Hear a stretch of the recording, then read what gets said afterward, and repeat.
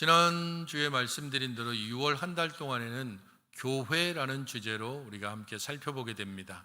지난주와 그리고 오늘 다음 주까지는 에베소서 1장 3절부터 14절까지를 성부, 성자, 성령 하나님의 교회와의 연관성에 대해서 함께 살펴봅니다.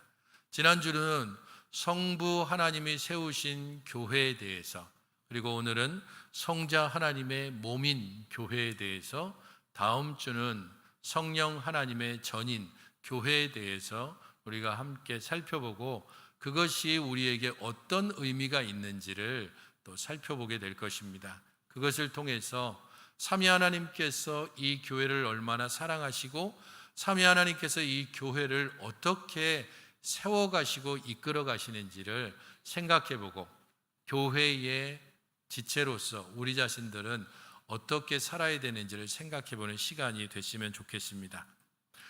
삼위 하나님의 이런 협력과 연합을 통하여서 교회가 세워진다는 것은 흔히 생각하듯이 한 단계에서 다른 단계로 넘어가는 것과 같습니다.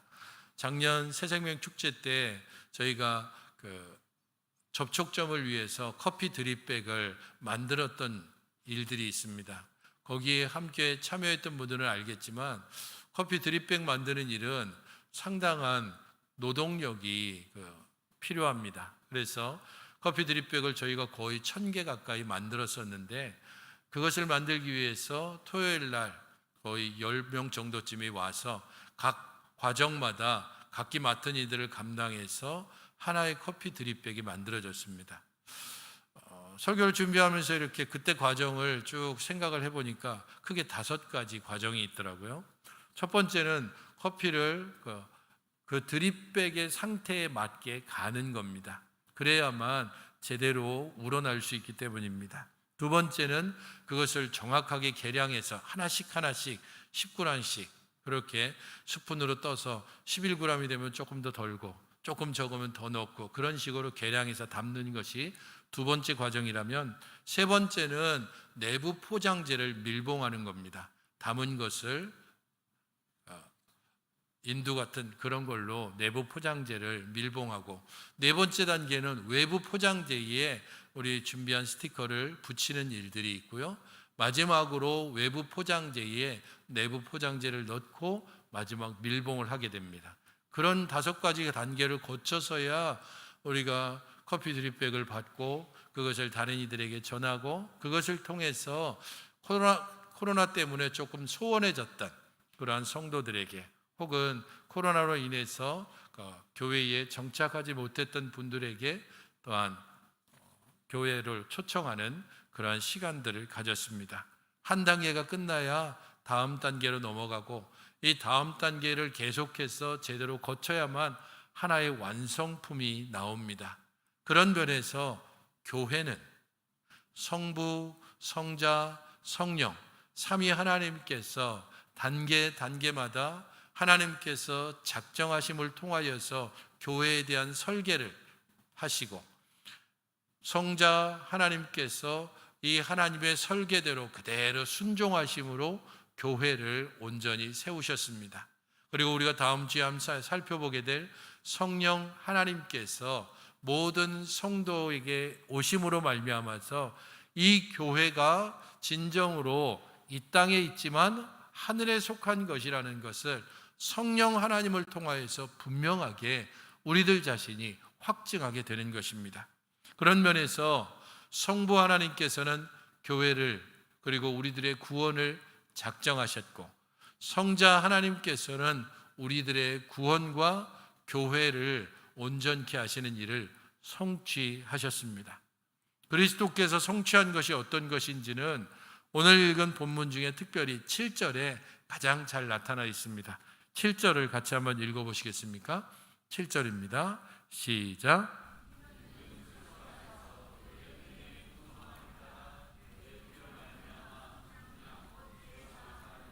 속량 곧 죄사함을 받았다, 구원받았다라고 하는 뜻입니다. 어떻게 구원받았는지는 크게 보아서 7절에 3가지가 등장하고 있습니다. 곧 그리스도 안에서 그의 은혜의 풍성함을 따라 그의 피로 말미암아 우리가 속량 곧 죄사함, 구원을 받았다라고 말씀하고 있는 겁니다. 구원과 관련된 이 세 가지 표현들은 특별히 가장 먼저 그리스도 안에서라고 하는 말에서 시작되고 있습니다. 우리들의 구원은 우리 안에서가 아니라, 우리의 행위가 아니라 그리스도 안에서 일어난 일이라는 것을 기억해야 합니다. 에베소 2장 8절 9절은 이 부분과 관련해서 우리에게 이렇게 말씀하고 있습니다. 이 구절은 꼭 한번 같이 읽어보면 좋겠습니다. 시작.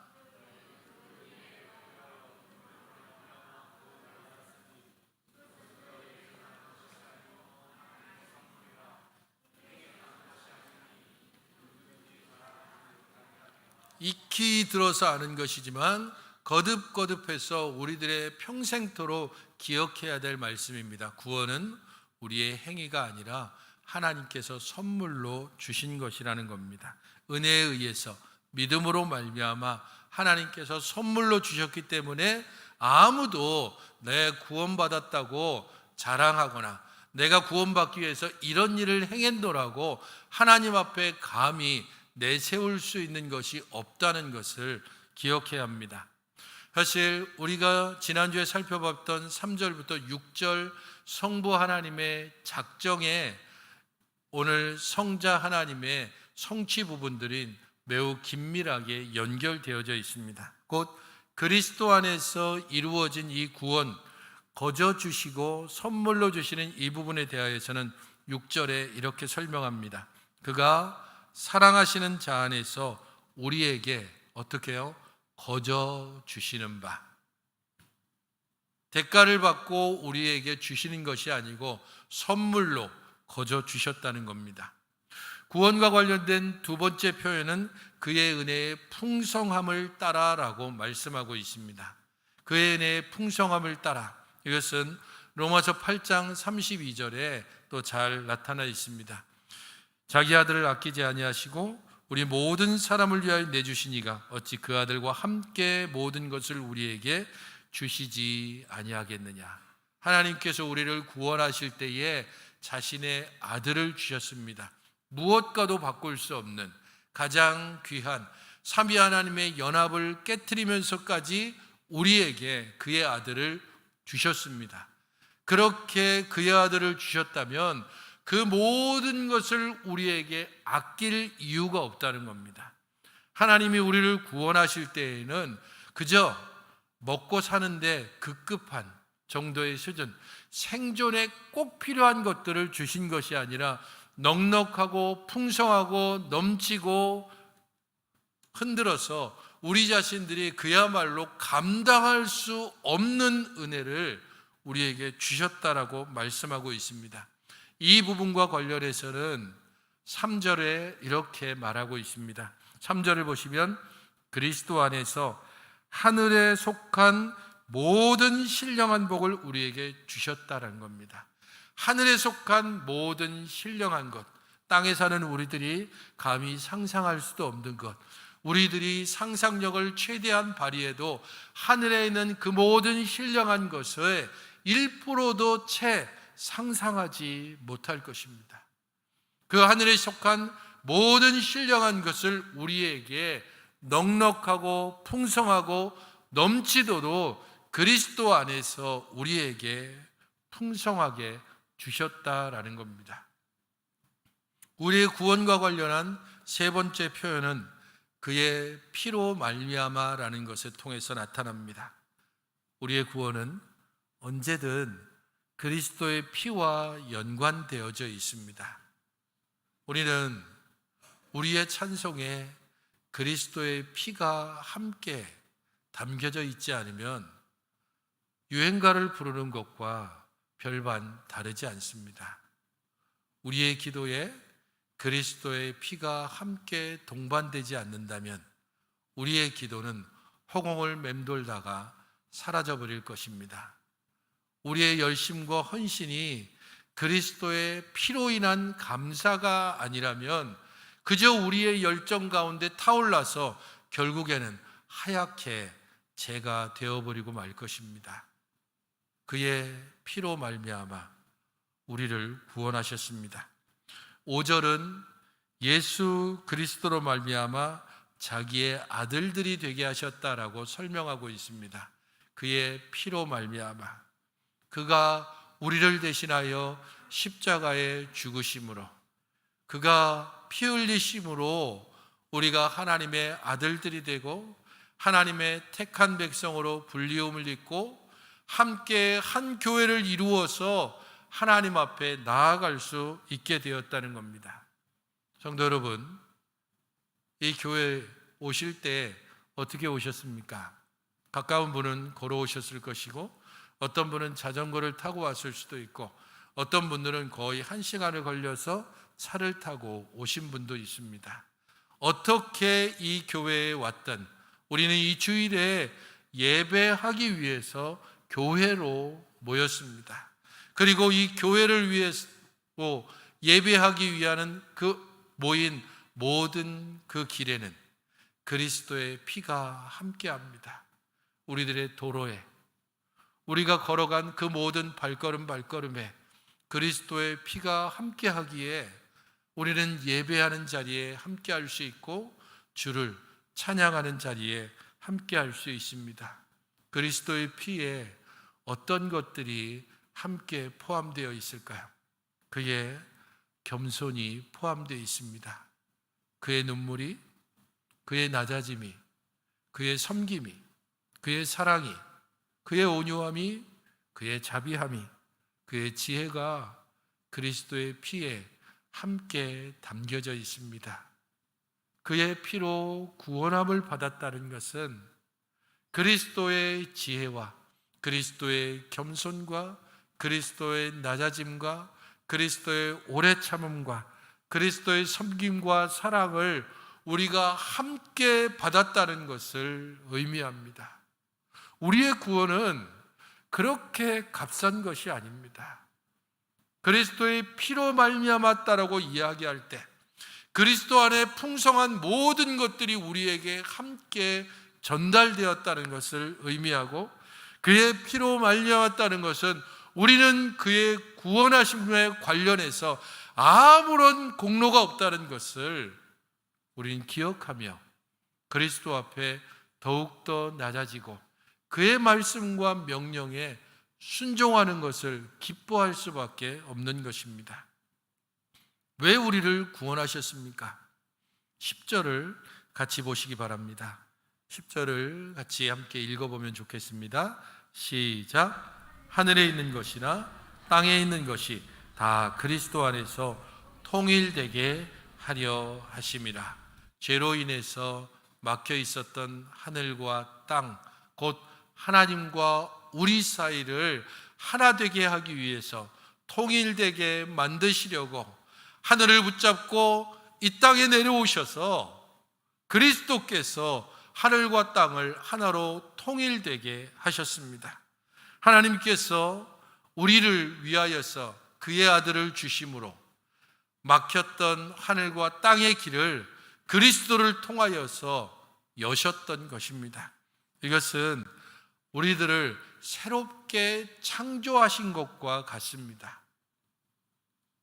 하나님께서 사람을 창조하신 이유가 무엇입니까? 이사야서 43장 7절은 이렇게 말하고 있습니다. 내 이름으로 불려지는 모든 자, 곧 내가 내 영광을 위하여 창조한 자를 오게 하라. 그를 내가 지었고 그를 내가 만들었노라. 하나님께서 우리를 지으신 목적이 무엇입니까? 내 영광을 위하여, 우리를 통하여 하나님께서 얼마나 영광스러운 분인가를 알게 하십니다.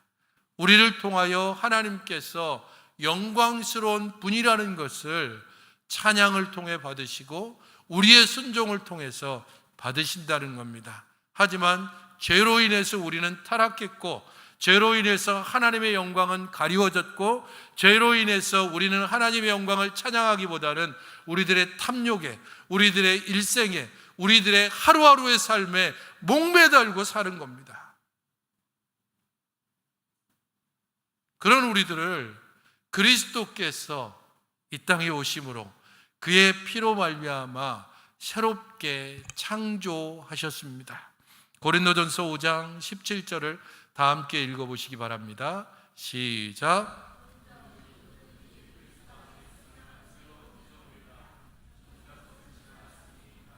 그리스도 안에서 우리를 구원하셨다라고 말씀합니다. 그러므로 그리스도 안에 있는 자들은 새로운 피조물, 하나님께서 첫 번째 창조하셨지만 죄로 인하여서 가리워진 우리들의 하나님의 형상, 하나님의 영광, 그 모든 것들을 그리스도 안에서 새롭게 창조하시고 새롭게 만드셨습니다. 그리스도를 통해 우리를 구원하신 목적이 무엇입니까? 사람을 창조하신 목적으로 다시 돌아가는 겁니다. 뭐가 되는 거죠? 하나님의 영광이 되는 것, 하나님의 영광을 찬송하는 것입니다. 그래서 12절은 어떻게 말하고 있습니까? 12절을 보십시오. 이는 우리가 그리스도 안에서 전부터 바라던 그의 영광의 찬송이 되게 하려 하심이라. 하나님 왜 우리를 구원하셨는가? 하나님의 영광을 찬송케 하려고, 하나님이 영광스러운 분이라는 것을 알게 하기 위해서 우린 기도할 때마다 거룩하신 하나님이라고 이렇게 하나님을 부릅니다. 하나님의 거룩이 우리 가운데 보여질 때 나타나는 모습이 바로 영광입니다. 거룩하신 하나님께서 우리에게 나타내 보이시는 것이 영광이고, 그 영광이 바로 우리들 개인입니다. 그것이 죄로 가려졌지만 그리스도를 통하여 다시금 회복시켜서 우리는 하나님의 영광이 됩니다. 우리는 하나님의 거룩함을 드러내는 도구가 되는 것입니다. 그러므로 성도 여러분, 나는 구원받았습니다라고 이야기할 때마다 이것을 기억해야 됩니다. 나는 하나님의 영광을 드러내는 자입니다. 나는 하나님의 거룩하심을 나타내는 자입니다. 내 말 하나, 내 얼굴 표정 하나, 나의 손놀림 하나, 나의 혀놀림 하나하나가 하나님의 영광과 하나님의 거룩을 드러내고 보여주는 증거가 되고 도구가 됩니다.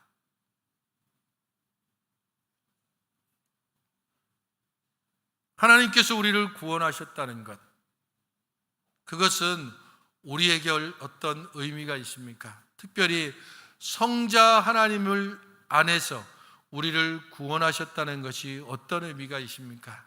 그것은 우리가 그리스도의 몸이라는 것을 알게 해줍니다. 성자 하나님인 그리스도를 통해서 성도 개개인은 그리스도의 몸이 되었습니다. 에베소서 1장 23절은 교회는 그의 몸이니 만물 안에서 만물을 충만하게 하시는 이의 충만함이다 라고 말씀하고 있고, 골로새서 1장 18절은 그의 몸인 교회, 그는 몸인 교회의 머리시다. 그가 근본이시요 죽은 자들 가운데서 먼저 나신 이라고 말씀하고 있습니다. 그리스도는 교회의 머리 되시고 교회는 그리스도의 몸이 되었습니다. 그러므로 교회의 머리 되신 그리스도, 그것을 통하여서 우리는 교회가 그리스도의 몸이라는 것이 우리 자신에게 어떤 의미가 있는지를 또한 적용시켜 봐야 됩니다. 그것은 세 가지 부분에서 적용할 수 있습니다. 첫 번째는 읽어보시겠습니까? 다음 번으로 넘겨주십시오. 제목을 읽어보십시오. 시작.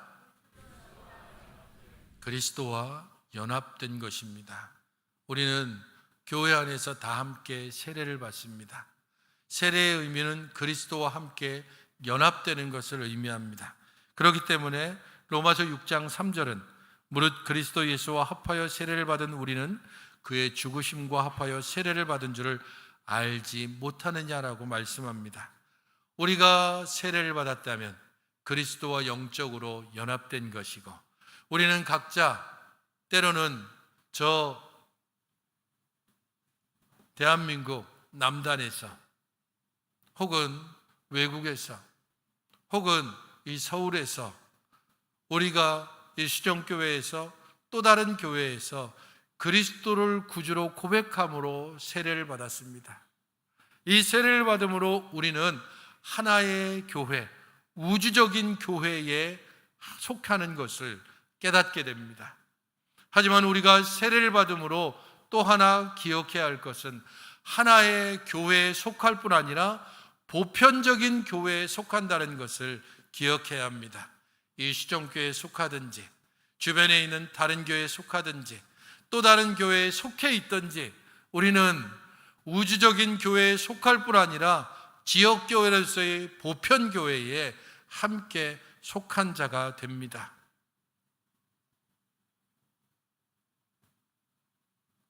코로나 이후에 많은 성도들이 지역교회와 거리가 멀어지고 함께 예배드릴 수 없어서 가정에서 예배드리는 것을 통하여 주일 성수의식이 상당히 낮아진 것도 있고, 특별히 교회에 속한다는 것에 대하여서 별로 그리 중요하게 여기지 않는 그러한 악영향을 코로나가 미쳤습니다. 하지만 기억하시기 바랍니다. 여러분들이 나는 예수님을 구주로 믿습니다. 나는 죄인으로서 오직 그리스도 외에는 구원의 길이 없다는 사실을 고백하고 세례를 받았다면 우리는 하나의 교회에 속한 자이며 그리스도와 연합된 자이며 그렇기 때문에 마땅히 이 땅에서 하나의 교회에 속해야 하는 것입니다. 그것을 통하여 우리가 그리스도와 연합됐다는 것을 고백하고 그것을 통하여 매주일 교회 안에서 다시금 우리가 하나의 교회에 연합됐다는 것을 기억하게 되는 것입니다. 교회가 그리스도의 몸이라는 것은 성도에게 어떤 의미가 있습니까? 두 번째를 제목을 읽어보시기 바랍니다. 시작. 교회가 그리스도의 몸임을 고백하는 것은 그리스도의 다스림을 받는다는 것을 의미합니다. 누구를 통해서 그리스도의 다스림을 받습니까? 교회의 직분자들을 통해서입니다. 에베소서 4장 11절은 그가 어떤 사람은 사도로, 어떤 사람은 선지자로, 어떤 사람은 복음 전하는 자로, 어떤 사람은 목사와 교사로 삼으셨으니 이는 성도를 온전하게 하여 봉사의 일을 하게 하며 그리스도의 몸을 세우려 하심이라고 말씀하고 있습니다. 하나님께서 첫 번째 모든 세상을 창조하시고 그 마지막 날에 마지막 시간에 누구를 창조하셨습니까? 아담과 하와를 창조하셨습니다. 그리고 하나님께서 아담과 하와에게 무엇을 명하셨습니까? 창조된 모든 세계를 다스리라고 대리 위임하셨습니다. 내가 창조한 모든 세계, 그 세계를 아담과 하와, 네가 나를 대신하여 다스리라라고 임명하신 것입니다. 그와 마찬가지로 성부 하나님께서 작정하여 세우시고 성자 하나님께서 그의 피를 흘려서 세우신 이 교회는 직분자들을 통하여서 교회를 그리스도께서 대신하여 다스립니다. 왜 직분자가 귀합니까? 왜 직분을 사모해야 합니까? 우리는 그리스도를 대신하여서 교회를 다스리기 때문입니다. 명예직이 아니고 일하는 자이고 그리스도를 대신하기 때문에 말하나 행동하나 조심조심할 수밖에 없는 것이 직분자입니다. 모든 성도들은 또한 이 직분자들의 가르침과 지도에 대하여서 그리스도께서 우리를 다스리는 것처럼 직분자의 말에 순종하며 그 가운데서 함께 자라가는 것입니다. 교회는 직분자를 통하여 함께 세워져 가는 것이고 이 직분을 사모하는 것을 통하여서 교회는 끊임없이 온전하게 세워져 가게 됩니다. 교회가 그리스도의 몸이라는 것이 성도에게 어떤 의미가 있습니까? 세 번째 의미는 이것입니다. 같이 읽어보시겠습니까? 시작. 성도는 그리스도의 몸인 교회에 속함으로써 우리가 지체임을 알게 되고 또한 지체로서의 책임과 의무를 감당하게 됩니다. 장로님께서 아까 기도하셨듯이 이 예배가 있기 위하여 수고하고 애쓴 이들이 있습니다. 이 예배의 지속성을 위하여서 끊임없이 봉사하는 이들이 있습니다. 교회가 교회됨을 위해서 보이는 곳에서 보이지 않는 곳에서 얼마나 많은 지체들이 때로는 눈물 흘리며 때로는 애쓰며 때로는 시간과 재정을 함께 투자해서 교회를 세워가고 있습니다. 교회는 그런 지체들의 헌신과 협력을 통하여서 하나님께서 세우신 교회로 구원을 선포하는 기관으로 이 땅 가운데 온전히 서가는 것입니다. 고린도전서 12장 12절은 몸은 하나인데 많은 지체가 있고 몸의 지체가 많으나 한 몸인과 같이 그리스도도 그렇다라고 말씀합니다. 우리의 지체, 손과 발, 눈과 귀, 우리들의 오장육부 모든 것들이 몸을 구성하는 요소입니다. 고린도전서 12장 12절부터 27절은 바로 이 몸과 지체의 관계에 대해서 잘 설명을 해줍니다. 손이 발더러 나는 발이 아니니 나는 내 역할만 하겠다. 발이 손더러 나는 너와 같지 않으니 나는 너와 함께 협력하지 않겠다. 그렇게 말한다면 어떻게 몸이 제대로 기능할 수 있겠는가?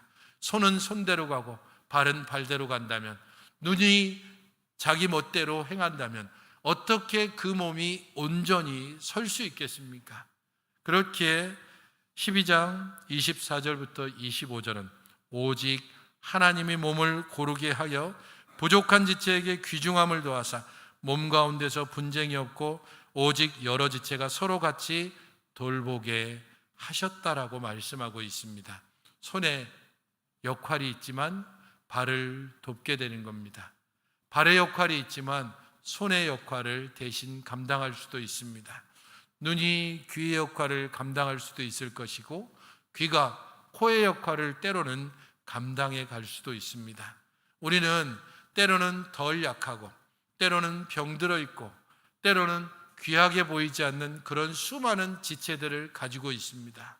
그것이 바로 교회고 그 교회가 함께 어우러져서 그리스도의 몸을 이루고 있습니다. 지체됨을 거부하고 지체의 책임과 의무를 무시한다면 우리는 그리스도의 몸이라고 말하지만 실제 그리스도의 몸과 떨어져 있는 것과 같습니다. 일전에도 한번 말씀드린 적이 있지만 제 조카 중에 하나는 중학교 때부터 밥 먹듯이 가출을 했습니다. 거의 때로는 일주일 혹은 10일, 한 달 단위로 가출한 그 조카를 찾으러 누님과 함께 서울 시내 곳곳을 때로는 쉼터를 찾으며 돌아다니고 그렇게 다시 데려오고 하는 일들을 반복해 왔습니다.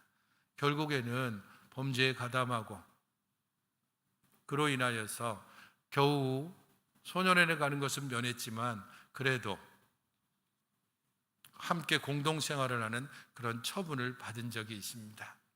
왜 그렇게 집이 싫으냐? 엄마의 잔소리가 싫고 집 꼬라지가 싫고 다 싫어. 그럴 수 있죠. 교회가 다 만족한 곳이겠습니까?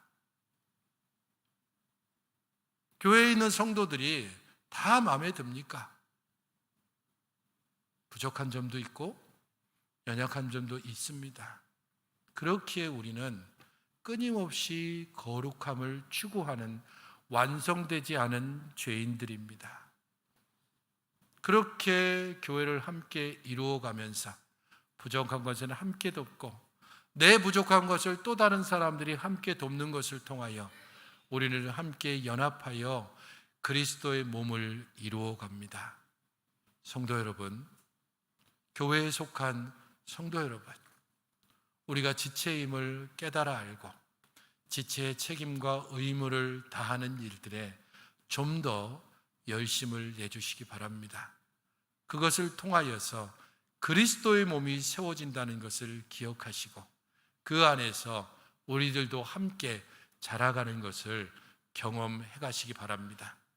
왜 예수님께서 부활하시고 난 다음에 그냥 머물러 계시지 않고 승천하셨겠습니까? 왜 예수님께서 승천하시고 우리에게 성령을 보내셨겠습니까? 이제는 우리가 그리스도의 몸인 겁니다.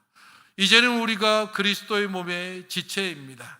예수님께서 제자들과 함께 계시고 갈릴리를 거니시고 예루살렘을 거니실 때에는 병자를 고치시고 연약한 자들을 일으켜 세우셨지만, 이제 예수님께서 하나님 우편에 계시는 이때에는 우리가 그리스도의 몸의 지체로서 서로를 부둥켜 안고 서로를 도와주고 서로를 세워주고 서로에게 인내하고 서로에게 겸손하고 낮아지고, 그것을 통하여 그리스도의 몸을 함께 세워가는 경험을 통해 우리의 머리가 그리스도라는 사실을, 우리의 경험과 우리의 행위와 우리의 지식이 결코 완전치 않다는 것을 날마다 깨닫고 주 앞에 엎드리게 되는 것입니다. 그리스도를 하나님께서 우리에게 주심으로 그의 몸된 교회를 만드셨습니다.